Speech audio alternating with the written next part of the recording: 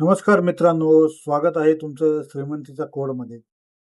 काल आपण उद्यासाठी म्हणजेच आज दिनांक 27 मे 2026 साठी जे प्रिडिक्शन केलं होतं, त्याला मार्केटने कशा प्रकारे रिस्पेक्ट केलाय ते आपण बघूया.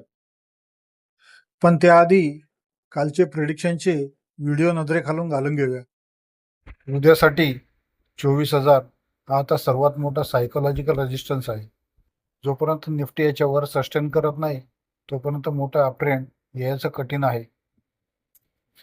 आणि 24,080 ते 24,100 हाचा रिव्हर्सल झोन आणि ऑर्डर ब्लॉक झोन आहे. खालच्या बाजूला 23,880 ते 23,900 हा 25 मेचा लो आणि आजचा स्विंग सपोर्ट आहे. उद्यासाठी 23,800 हा ज्ञान लेवलनुसार महत्वाचा मजबूत सपोर्ट आहे. बँक निफ्टीसाठी उद्या 54,800 ते 55,350 ही मुख्य ट्रेडिंग रेंज असेल. जोपर्यंत 55,500 किंवा 54,800 या दोन्हीपैकी एक बाजू मोठ्या व्हॉल्यूमने ब्रेक होत नाही तोपर्यंत मार्केट रेंज बाउंड राहण्याची शक्यता आहे. आता 27 मे साठी मार्केटचा ॲस्ट्रो मूड काय असेल ते बघूया. ॲस्ट्रो ॲनालिसिसनुसार उद्यासाठी मार्केटवर मर्क्युरी या ग्रहाचा प्रभाव अधिक असेल. मर्क्युरी जेव्हा प्रभावी असतो तेव्हा मार्केटमध्ये मोठी हालचाल न होता मार्केट फ्लॅट टू साईडवेज राहण्याचे म्हणजेच रेंज बाउंड राहण्याचे जास्त चान्सेस आहेत.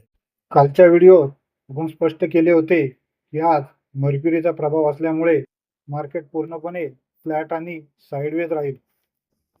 हा निफ्टीचा चार्ट बघा.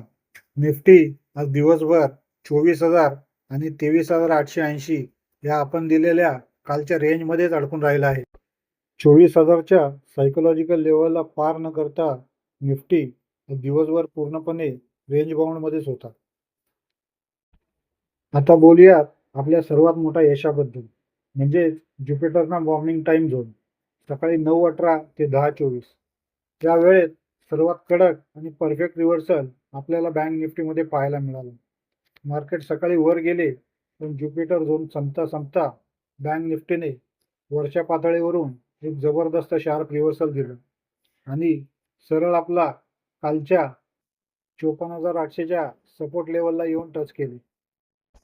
तर मित्रांनो, तुम्हाला ॲस्ट्रो टाइम आणि मार्केटचे ॲनालिसिस कसे वाटले हे कमेंटमध्ये नक्की सांगा.